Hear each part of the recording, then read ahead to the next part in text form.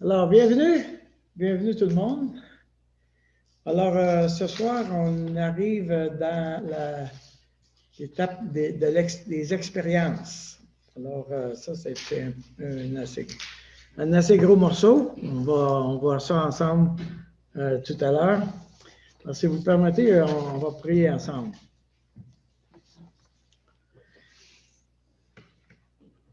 Seigneur, nous voulons d'abord te remercier pour la petite communauté que tu nous accordes en cet instant.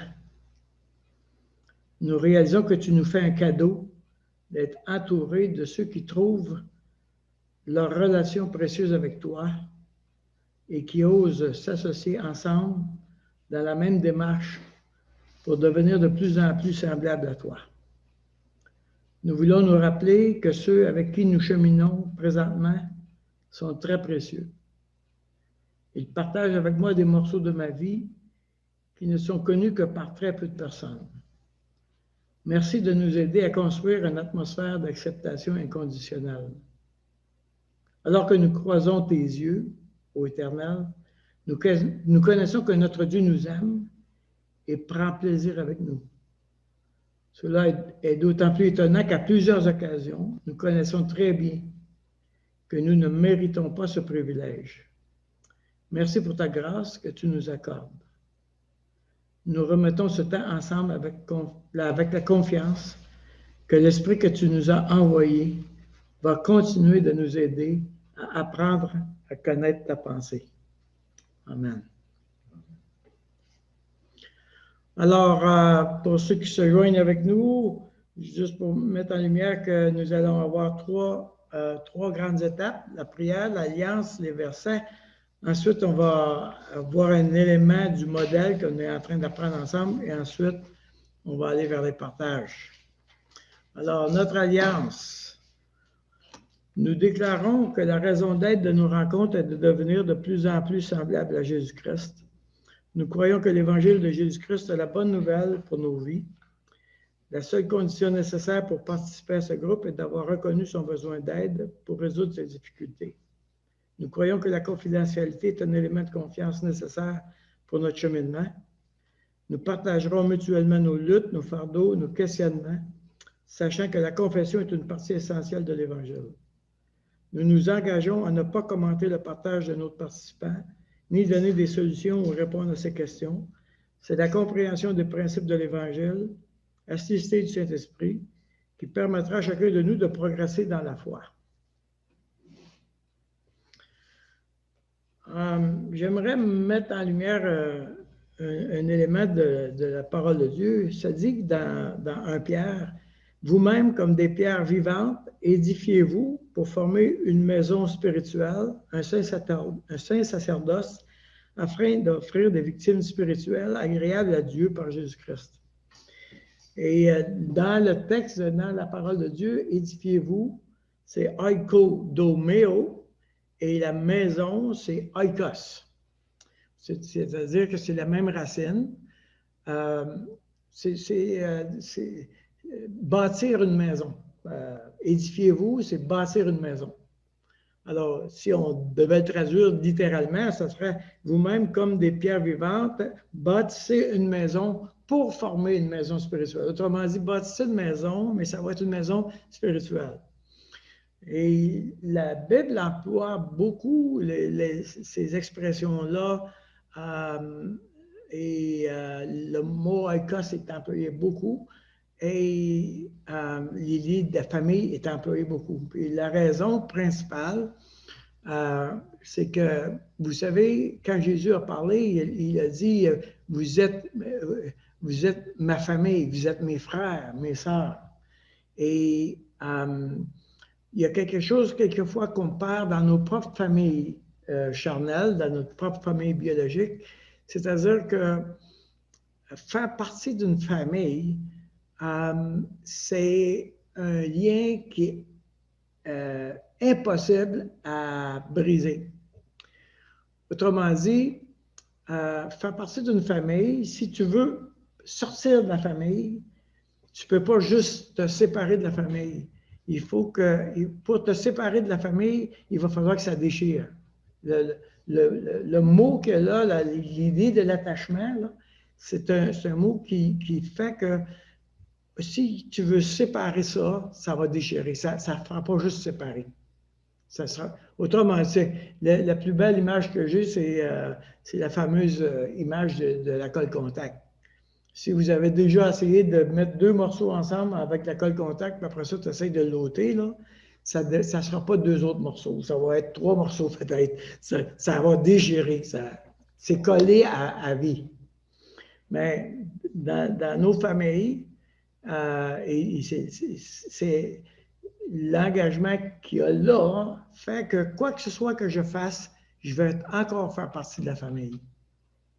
Et ça, c'est très, très important dans ce qu'on fait aujourd'hui, et puis dans la démarche qu'on est en train de faire, parce qu'on devra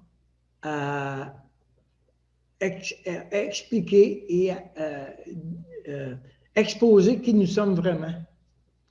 Et quand ça arrive, j'ai besoin de savoir que je vais encore appartenir. J'ai besoin de savoir que je ne serai pas rejeté, mais que je veux quand même appartenir, même si je n'ai pas fait quelque chose qui est formidable. Alors, ça, c'est vraiment un point important dans la parole de Dieu qu'on a besoin de... Donc, c'est sûr que pour chacun de nous qui avons commencé le processus, l'engagement et la fidélité au groupe devient importante. Oui, tu es libre de partir, mais il faut que tu saches que quand tu pars ou si tu t'arrêtes de suivre le groupe, ceux qui sont dans le groupe sont pénalisés. OK? Par exemple, on est en train de construire des groupes là, de 3 hommes, mais si tu ne te présentes pas, le groupe, ça va dire que le groupe va être 2, alors le groupe va te manquer et il va être pénalisé. Alors, c'est assez important. Évidemment, on n'est pas en prison, alors il arrive des fois où on n'est pas capable d'être là, mais faut savoir ça que... Parce qu'on est dans une société de consommation, on est dans une société où on prend des services. Donc, je veux le service ou je ne veux pas le service. Je vais à Walmart ou pas. Je n'ai pas besoin de m'engager avec Walmart et je vais aller acheter quelque chose chez eux toutes les semaines. Ou s'ils vendent le même produit ailleurs, non, je vais aller l'acheter à Walmart parce que je me suis engagé avec eux. Je n'ai pas besoin de faire ça. C'est un service. Mais ce n'est pas le cas avec la communauté. La communauté, c'est la place où j'ai besoin d'être de vous. OK, alors on est en train d'apprendre la parole de Dieu, Josué 1,8, que ce livre de la loi ne s'éloigne point de ta bouche, médite-le jour et nuit pour agir fidèlement selon tout ce qui est écrit, car c'est alors que tu auras du succès dans tes entreprises, c'est alors que tu réussiras. Romains 8,13, si vous vivez selon la chair, vous mourrez, mais si par l'esprit vous faites mourir les actions du corps, vous vivrez. Voilà. Alors, nous sommes en train de suivre le modèle des fruits à la racine. Ce modèle-là vient de Jeff Vanderself. Honnêtement, j'ai presque tout modifié le système, mais toujours dans la même idée. Alors, c'est juste parce que je trouvais que c'était plus facile pour moi, je pense, de l'expliquer à ma manière que de l'expliquer à sa manière. Mais c'est la même direction. Et ce qu'on fait, on fait... Pardon? Le modèle de qui? Vanderself. Ça s'écrit comme ça. A-N-D-E-R-C-L-F. C'est un pasteur américain. C'est lui qui a inventé ce principe-là? Oui, c'est ça. C'est lui qui le présente dans son livre Gospel Fluency. Alors, le but de son livre Gospel Fluency, c'est surtout de nous apprendre comment on évangélise avec ce modèle-là. C'est le but du modèle de montrer aux gens comment on évangélise. Alors, nous, on l'utilise pour apprendre à évangéliser son cœur. C'est ce qu'on est en train de faire. OK, alors on va dans la troisième étape. On est rendu, à l'expérience. On a vu la croyance, on a vu les fruits de l'esprit. Maintenant, on arrive aux expériences. C'est là où on est. Alors, les expériences. Maintenant, là, je dois dire quelque chose qui est assez important de savoir. C'est que ici, là, on est dans le présent et ici, on est dans le passé. Maintenant, la particularité de ce qu'on va faire aujourd'hui, c'est quelque chose qu'on ne voit pas, on n'est pas familier dans le monde évangélique. En général, là, c'est beaucoup moins pire, mais si je recule il y a 30 ans, il y avait une grosse réaction aux exercices qu'on va faire ce soir parce qu'on les voyait comme relevant de la psychologie. Alors, il y avait une grosse réaction, ce qui fait qu'en général, le monde évangélique a été beaucoup en train de travailler du côté rationnel. Alors qu'il y a aussi le côté émotionnel. Et le côté émotionnel, on n'en parle pas beaucoup. Les évangéliques non charismatiques ont beaucoup réagi à l'élément émotionnel parce qu'il y avait un côté subjectif qui amenait vers des excès. Oui, Benoît. Charismatique, c'est quoi ça? Charismatique, ça veut dire, dans le monde évangélique, il y a deux grandes familles, les charismatiques et les non charismatiques. Les charismatiques croient, par exemple, au parler en langue. Ils croient aux guérisons, aux dons des miracles, etc. Et dans le monde évangélique, on a beaucoup réagi à ça parce que avec cette notion-là était associée l'idée qu'on peut perdre son salut. Et ça a beaucoup fait réagir le monde évangélique parce que on tombait par un salut par les œuvres. À partir du moment où on perd son salut, bien, il faut travailler pour le garder. Alors, on tombait dans un salut par les œuvres. Alors, il y a eu une grosse réaction du monde évangélique et ça a divisé le monde évangélique entre charismatique et non charismatique. Ici, en Église, on est pas ici. Charismatique. Non charismatique ici. On ne l'est pas. Non, c'est ça. Non. Mais, je dirais en même temps, oui, Jonathan. Dans le fond, c'est ça que les non charismatiques étaient un peu pas chaud à l'idée des émotions.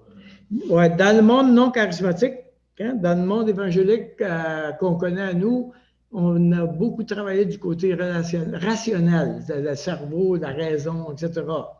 Mais on n'a presque pas travaillé sur le monde émotionnel parce qu'il y a un élément subjectif dedans. Et à cause de ça, il y avait une réaction dans le monde évangélique. Mais il faut dire que c'était relié avec des doctrines, dont la perte du salut.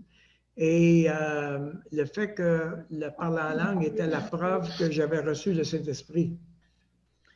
Alors, le problème, c'est que dans le monde évangélique, il y a quelqu'un qui a son micro ouvert, là. As-tu été démenti, ça, qu'on a absolument besoin de parler en langue pour être sauvé? Non. Ça a été démenti, oui. Mais même aujourd'hui, le monde, par exemple, le monde charismatique ici au Québec, ils sont en train de réellement se joindre à nous, dans un sens. Ils sont en train de corriger le tir. Mais il y a eu des excès, si on recule, il y a 25-30 ans. Il y a eu des excès. Peut-être que vous avez entendu parler de la Toronto Blessing. Je ne sais pas si ça vous dit rien. Ça. Alors, il y avait toutes sortes il y en a qui jappaient dans l'esprit, il y en a qui pleuraient dans l'esprit, il y en a qui dormaient dans l'esprit. Il y a toutes sortes d'affaires qui se passaient dans l'Église, toutes sortes de... Alors, évidemment, ce qu'on va faire ce soir, je vous dis ça longuement, là, parce que pour vous préparer, parce qu'on va prendre un chemin qu'on n'est pas familier avec. OK? Alors, on va faire une première étape avec notre héritage émotionnel. La Bible a dit, écoute Israël, l'Éternel notre Dieu est le seul éternel. Tu aimeras l'Éternel ton Dieu de tout ton cœur, de toute ton âme et de toute ta force. Et ces commandements que je te donne aujourd'hui seront dans ton cœur. Tu les inculqueras à tes enfants et tu en parleras quand tu seras dans ta maison, quand tu iras en voyage, quand tu te coucheras et quand tu te lèveras. Tu les liras comme un signe sur tes mains et ils seront comme des frontaux entre tes yeux. Tu les écriras sur les poteaux de ta maison et sur tes portes. Autrement dit, ce que Dieu demandait à Israël, c'était vous allez apprendre à vos enfants une manière de vivre. Dans la vie de tous les jours, ça devrait être très présent, ça. Vous devez inculquer à vos enfants une manière de vivre. Alors, on retrouve cette idée-là dans 1 Pierre également. Et si vous invoquez comme Père celui qui juge selon l'œuvre de chacun, sans acception de personne, conduisez-vous avec crainte pendant le temps de votre pèlerinage, sachant que ce n'est pas par les choses périssables, par de l'argent ou de l'or, que vous avez été rachetés de la vaine manière de vivre que vous aviez héritée de vos pères. Autrement, là, ici, il remet en lumière le fait que nous avons appris une vaine manière de vivre. Autrement dit, nos parents nous donnent un héritage. Notre héritage est inégal. Il y en a qui ont un héritage intéressant, d'autres héritages qui sont vraiment maganés. Donc, tout le monde ne reçoit pas le même héritage, puis on n'a pas tous été favorisés de la même manière, mais je dirais à cause du vieil homme et à cause du péché, personne d'entre nous a appris à vivre selon la manière de Dieu. On a tous appris la vaine manière de vivre de nos parents. Alors, notre travail, évidemment, c'est d'identifier notre héritage. Qu'est-ce que j'ai reçu de mes parents? Qu'est-ce que j'ai appris de mes parents qui contrôle ma vie aujourd'hui? Alors ça, c'est fondamental. C'est intéressant. Il y a quelqu'un qui me dit, écoute, Daniel, j'ai 78 ans, là, oublie ça de changer. Moi, j'ai 78 ans. Ça n'existe pas, le statu quo. On est toujours capable de changer, on est toujours capable de vivre la transformation puisque le Saint-Esprit est avec nous pour nous la faire vivre. Donc, ce n'est pas vrai. C'est vrai qu'on a gardé une manière de vivre malsaine pendant longtemps, là, il y a un pli fort, mais ce n'est pas vrai que ce n'est pas transformable. Okay? Alors, notre travail à nous, ce soir, ça va être d'identifier notre vaine manière de vivre, la vaine manière de vivre de nos parents. Autrement dit, la question que j'ai, c'est qu'est-ce que j'ai expérimenté? Qu'est-ce que j'ai expérimenté et qui est gravé dans mon cœur et dans ma tête? Alors, nous allons faire l'inventaire. Vous avez la feuille, la liste des qualités, la liste des défauts de ton père et de ta mère. Alors, à gauche, la liste des qualités de ton père et de ta mère, tu vas écrire ça. Puis la liste des défauts de ton père et de ta mère, tu vas écrire ça. Maintenant, prenez le temps de l'écrire parce qu'on va l'utiliser à ce soir et la semaine prochaine. Alors, on va faire des liens avec ça la semaine prochaine. Donc, ça vaut la peine de travailler là-dessus. Moi, je vais vous donner quelques minutes. Ce n'est pas nécessaire de faire de l'archéologie profonde, là, mais qu'est-ce qui monte spontanément dans ton cœur quand tu penses aux qualités de ton père ou de ta mère, tu mets ça. Qu'est-ce qui monte spontanément quand tu penses aux défauts de ton père ou de ta mère, tu mets ça. Donc, je vous laisse une dizaine de minutes. OK, alors, moi, je vous invite, c'est une feuille qui est, je dirais, c'est un exercice en continu. C'est-à-dire que vous allez trouver que tout à coup, il y a des qualités ou des défauts qui vont s'ajouter en cours de route. Donc, tu la gardes dans le but, c'est que ça reste toujours dans ta tête qu'il y a un lien qui doit être fait avec les qualités et les défauts de tes parents. ou une personne en autorité. Ça peut être ton frère ou ça peut être ça peut être le beau-père si il y a eu un divorce. Si tu me dis, ben moi, mon père il est mort, j'étais encore enfant, l'absence de ton père, ça joue aussi. Par exemple, moi, j'avais un homme que son père s'est suicidé il y avait 1 an. OK? Alors, il n'a pas connu son père, en réalité. Mais ce qu'on a trouvé, c'est que toute sa vie, il était en colère après son père pour être mort.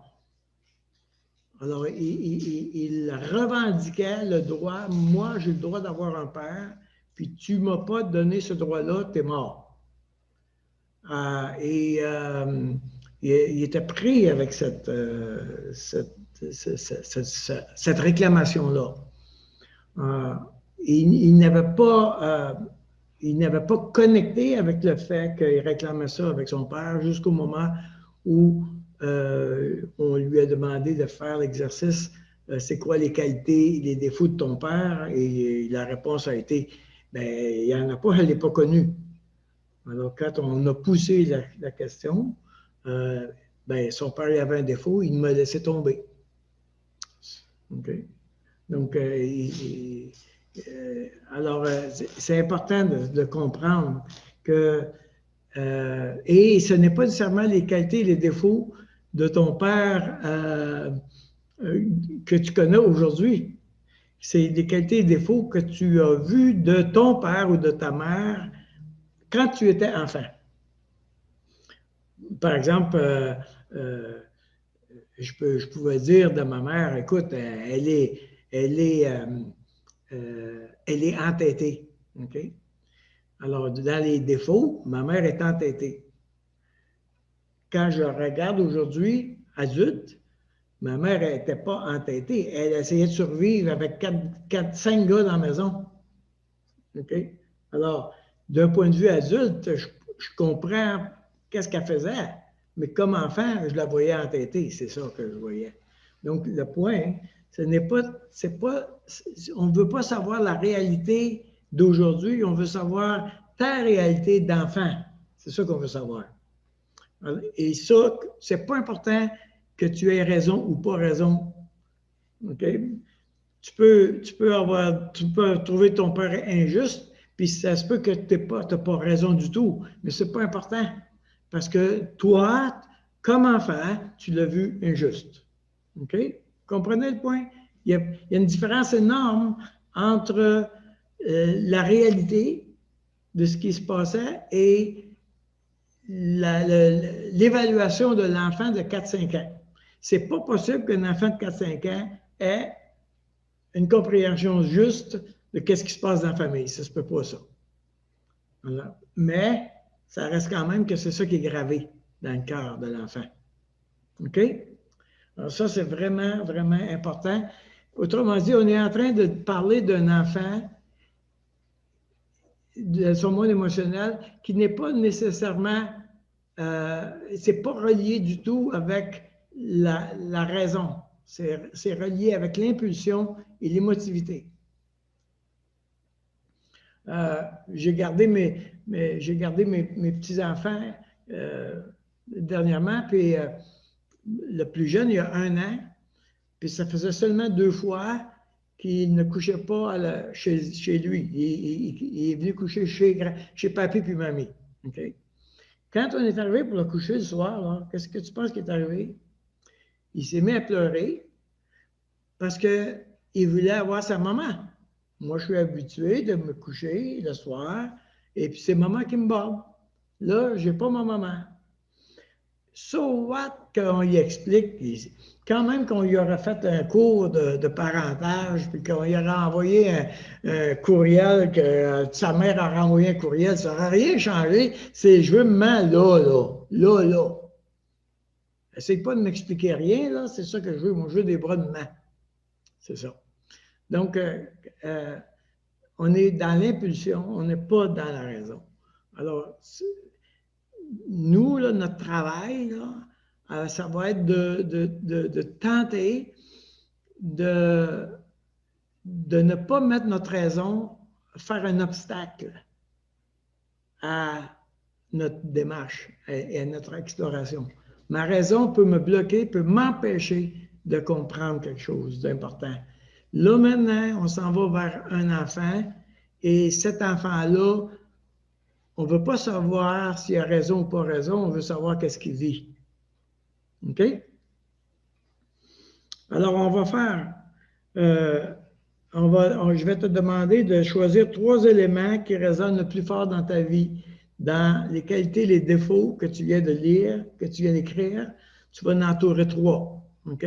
Ça peut être dans les qualités, ça peut être dans les défauts, mais choisis-en 3 qui sont forts.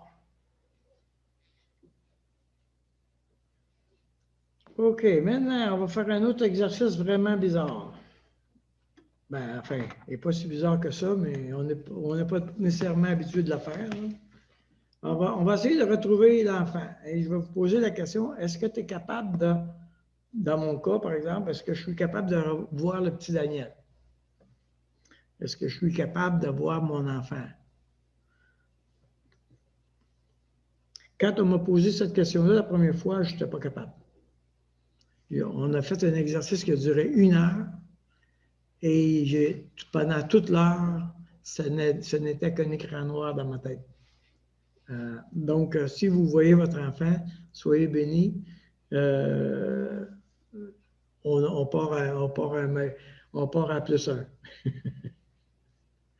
Alors, je te pose la question. Si tu regardes ton enfant, où est-ce qu'il est? Est-ce qu'il est dans une pièce?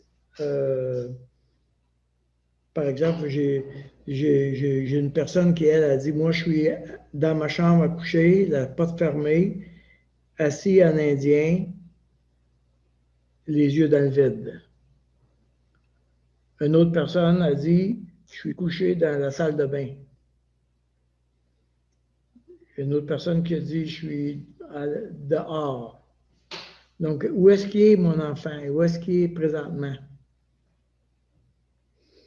La raison pour laquelle on veut faire cet exercice-là, c'est que dans les prochaines semaines, je vais vous inviter à lui parler régulièrement. C'est-à-dire que vous devrez entendre sa voix, puis entendre qu'est-ce qu'il dit, cet enfant-là. Autrement dit, il va nous parler de son monde émotionnel. Il va dire, je suis triste, j'ai peur, je ne veux pas parler à papa.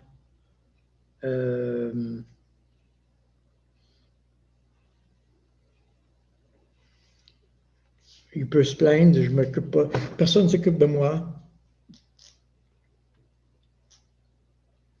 Il peut dire, je suis pas content, on s'occupe juste de mon frère ou de ma soeur, on s'occupe jamais de moi. Donc, cette idée de connecter avec mon enfant et de lui parler va vous demander de constamment entrer en dialogue avec lui. Ça veut dire que vous devrez vous asseoir tranquille et lui poser la question, qu'est-ce que tu vis?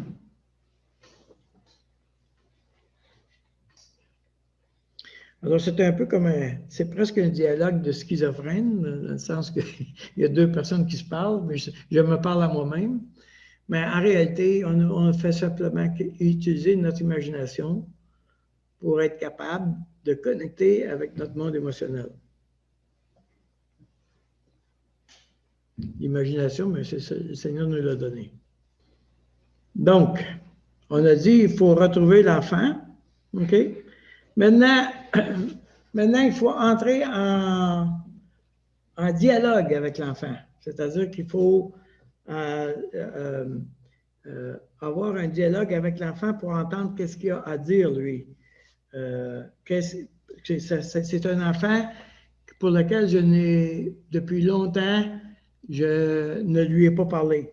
En fait, la plupart du temps, on ne l'a pas parlé. Par exemple, dans mon cas, si je me pose la question, quand j'ai retrouvé mon enfant, il était dans le fond d'un couloir tapis à terre, dans un couloir noir et froid et humide, et je ne savais même pas qu'il était là.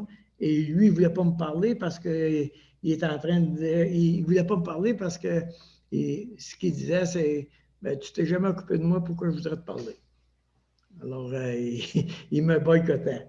Alors, il a fallu que je l'apprivoise, comme on dit. OK. Alors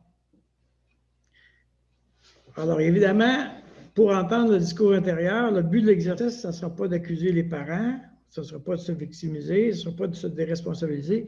Le but n'est pas, on ne s'en va pas là-dedans. Ce qu'on veut, c'est de savoir qu'est-ce qu'on croit.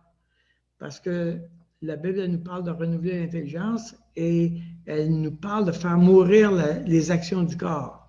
Donc, si je veux faire mourir les actions du corps, je dois les connaître. OK? Et si je ne les connais pas, oubliez ça, je ne pourrai pas les faire mourir. Donc, je redis quelque chose que j'ai déjà dit, mais juste pour vous rappeler, là, j'ai dit que si on prend l'équation A plus B égale C, l'événement plus la croyance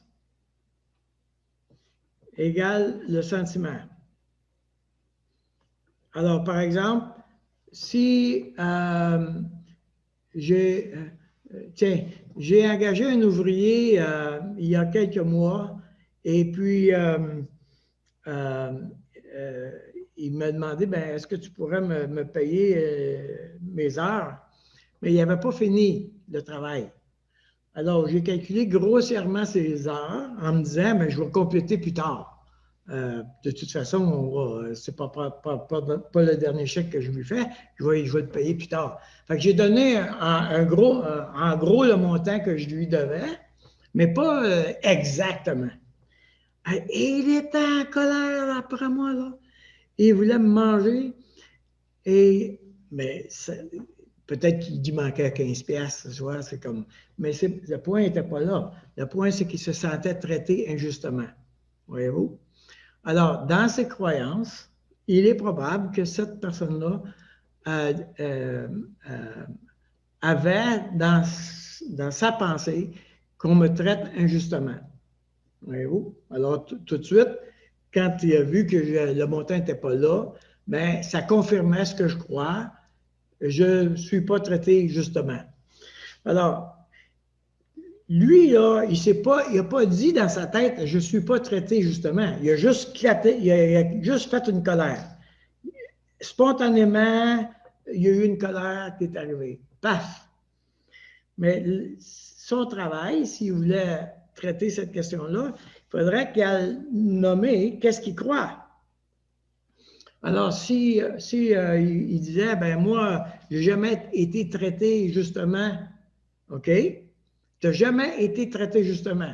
Mais là, c'est trop vague encore. Il faut qu'il arrive à nommer, OK, quand mon père a acheté le vélo de ma sœur, c'était un vélo beaucoup plus cher que le mien. Et ça, c'était pas juste, ma sœur était favorisée par rapport à moi. Ah, là, on commence à nommer les affaires et c'est ça qu'il devra confesser. C'est-à-dire, Dieu, je reconnais que j'accuse mon père, je juge mon père d'une injustice à mon égard. Voyez-vous? Donc, il va y avoir un travail. Je vous ai dit que dans la croyance, c'est une macro. OK? Alors, contrôle F, puis c'est parti. OK? Mais si je devais défaire le langage que j'ai dans ma tête, j'ai toute une série de phrases que je me dis qui m'ont amené là. OK? Mais j'ai oublié des phrases. Parce que ça fait tellement longtemps que je l'ai dit que J'ai même plus besoin de m'en rappeler. J'ai juste à faire CTRL F, puis c'est parti. C'est commode. Je fais des raccourcis. Voyez-vous? Alors, notre travail, évidemment, va être de réapprendre à entendre le discours intérieur. Qu'est-ce que je me dis? OK? Et c'est ça qui va m'aider à identifier qu'est-ce qui doit être évangélisé, c'est-à-dire qu'est-ce qui doit être mis à la croix, comment est-ce que je vais faire mourir cette parole-là, cette croyance-là, comment je vais renouveler mon intelligence. OK. Alors, revenons avec notre discours intérieur de notre enfant. Si tu revois ton enfant... Oui? Excuse-moi, tu laisses pas assez longtemps tes feuilles. OK. Je suis pas capable de prendre... Tu veux les prendre en note, toi, là? J'écris pas aussi vite que tu parles.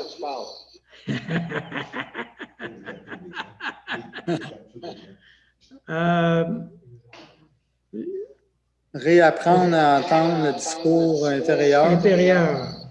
L'autre phrase. Identifier ce qui doit être évangélisé. OK, merci.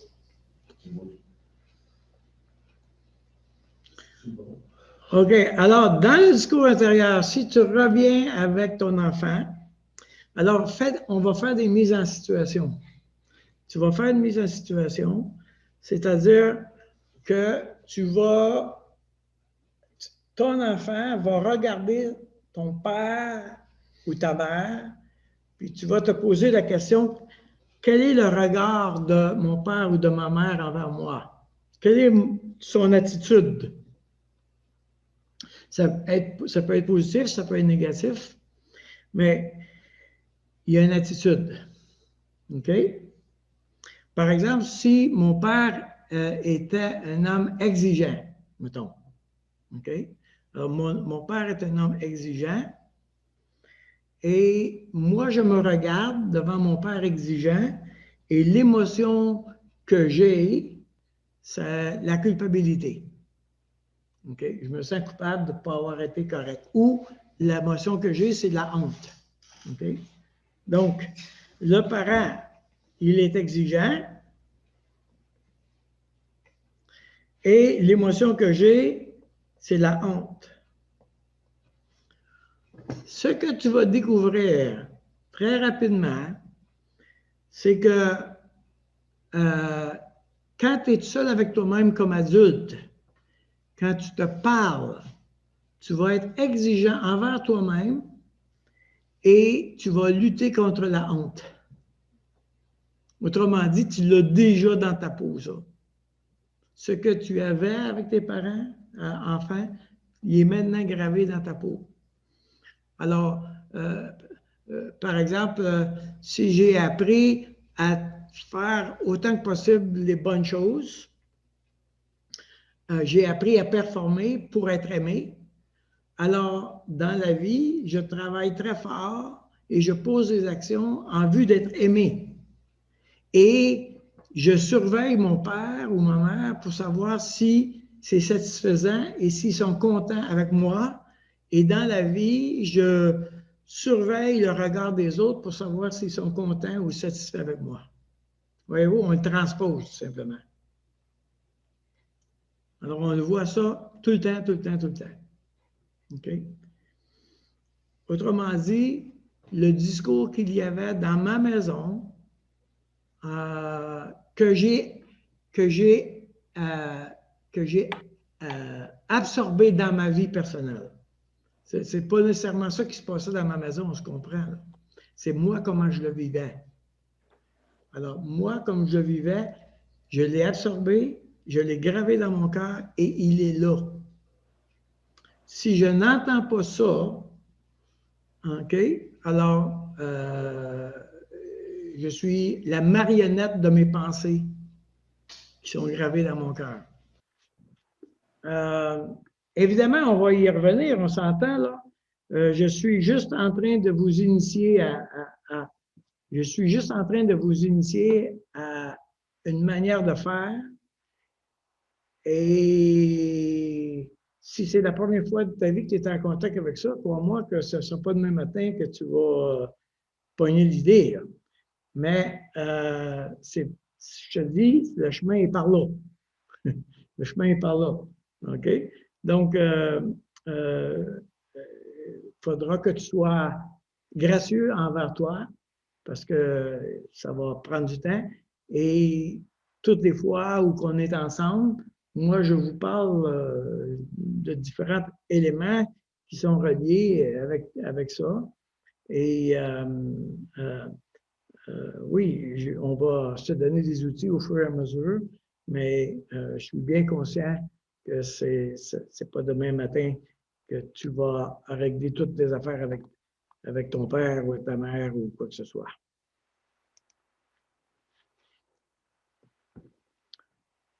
Je dirais que l'étape la plus décisive dans notre cheminement, en ce qui concerne le langage, le discours qu'on a entre son père et sa mère, puis moi, puis l'enfant, va se faire dans un contexte où c'est très douloureux. On ne change pas quand on ne souffre pas. C'est pas compliqué, c'est le même. Alors, c'est plate, mais c'est à travers la souffrance qu'on va... la Bible a dit que Dieu nous apprend l'obéissance à travers les choses qu'on a souffert.